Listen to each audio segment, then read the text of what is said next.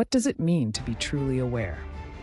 Delving into the enigma of consciousness, one must ponder if our sense of self is a mere byproduct of complex neural processes or something more profound.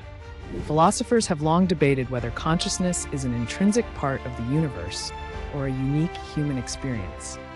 Is awareness a universal phenomenon or confined to biological entities?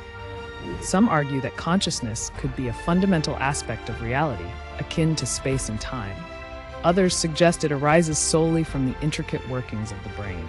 This contemplation invites us to explore the essence of our existence and consider how awareness shapes not only our individual reality, but the fabric of the cosmos itself.